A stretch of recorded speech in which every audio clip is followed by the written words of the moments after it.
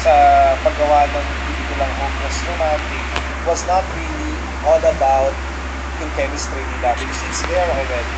Ang pinaka-challenge was their schedule. Kasi mas mahirap na silang ma-schedule for shoots, di ba? Ayun. At of course, si Julia at saka si Inigo naman, this is my first time to work with them. Kaya lang, with Julia, kilala ko si Julia na pamangkinig, clown, kasama sa set, ganyan. So, nung nakita ko, ay, dalaga na siya. Ako yung parang naging awkward at first. Pero both of them very very professional and very trusting. So they trusted me so well. Directing them. So wala akong naging problema. Okay. James, last question. Paano mo ngayon ina-handle yung film? Kasi syempre, after talk ba, dialogue, tapos ABS-CBN, project pa. So, hindi ka ba nalulula? Hindi rin lang. Teka, go ahead. How do you handle all these blessings coming in your way? Same with Nadinan. How do I handle it? It all happened so fast. By the time it's what you have now. It's been what? A year or two? One year now. So, Maka-English for me, naman it's a ako. good thing. It's a good thing that I haven't because we went through it all together to start. So, what about you? I know she's doing the same thing. That's how we handle it. Kasi, kung pareho din ang sasabihin. Just, How do you handle all this? Well, me and James, we just really enjoyed it talaga. And kami kasi, we use it as an instrument to like inspire people and to make people happy, to make them feel to live. Yun po, nag-enjoy lang po talaga kami. sa isa't isa, nag-enjoy na rin ba kayo ngayon? Of course. Napakabilis ni James. Ikaw na din. Of course, yeah. Siyempre. And it's nice kasi kaming dalawa ni James, mas naging close na kami. Like, he's the closest like guy friend that I have. Like, Nagsasabihan na ba kayo ng mga sikreto sa isa't isa? nagkukwento siya. Nagkukwento rin po ako syempre. Kasi, like, kami palagi yung magkasama. Correct, So, oo. parang sa kanya ako nagkukwento, like, mga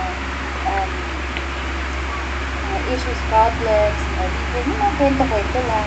Sa ngayon ba masasabi niyo na ang isa't isa na ang pinaka-close sa inyo mga damdamin at puso? Actually, she's the closest girlfriend that I have. Girlfriend. Yung okay naman to mga to. Relax. Girlfriend. Relax.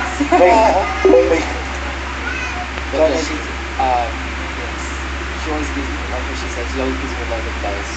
And she listens. But yeah, she's really good.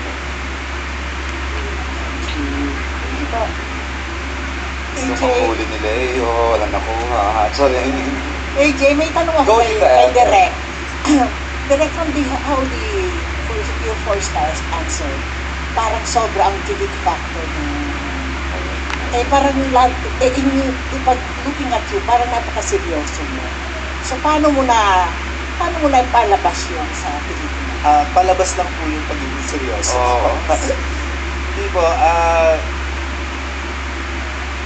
nagbagets-bagetsan ako dito sa pelikulang to. Adjust Kasi, kailangan i-adjust eh. Kailangan i-adjust ko yung energy, kailangan i-adjust ko yung mindset ko because as you know, of course, I'm much older than them, ibang generation na so nag-adjust ako sa kanila as an individual. Each and every one of them contributes para maging inspired ako na direct at kwento yung buong pelikula. So, it's a collaboration talaga. I talk to them individually, tapos syempre dito sa material,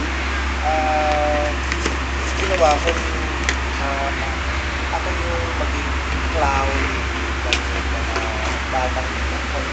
So, medyo mahirap, oo. Kasi I'm wearing so many hats on the set. Like, I'm the director, I'm their friend, I'm their clown, I'm their PA, ganyan. Nasabay ka pa sa energy nila sa set, di Oo, ba? so patang-pata na ako, di ba? Umuwi ako, pagod na ako, dahil kong ginagawa.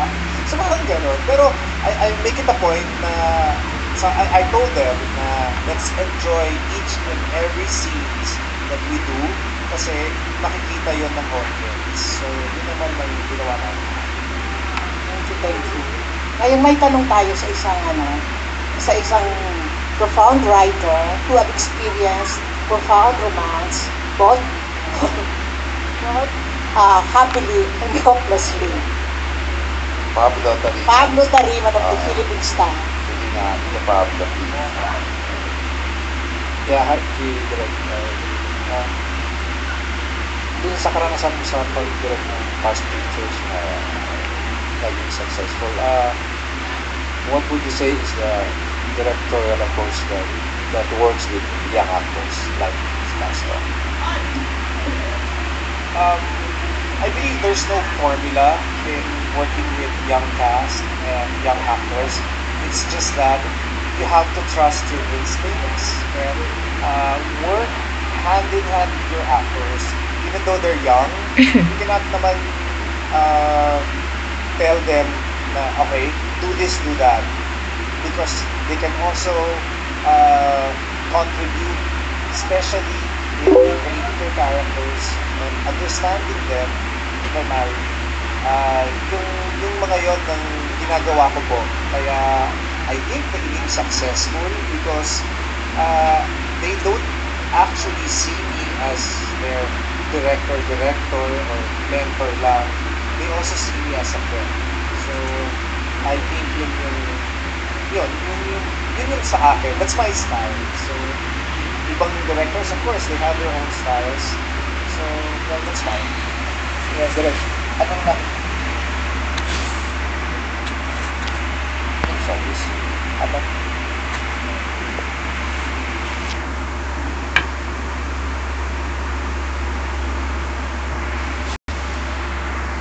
Hindi yung nahihiya, di ba? So, ngayon, pag sabi ko sa kanila, look at each other, magtititigan, tapos may ngingiti, tapos parang, ay, ngingit ka. Parang ganun yung sa akin. Yung kasi, as friends, mas may lalim na yung pilihan nila, mas may lalim na yung friendship nila, kaya mas nagiging potent yung chemistry nila as a love. And with Julia and Inigo, parang they're the best of friends.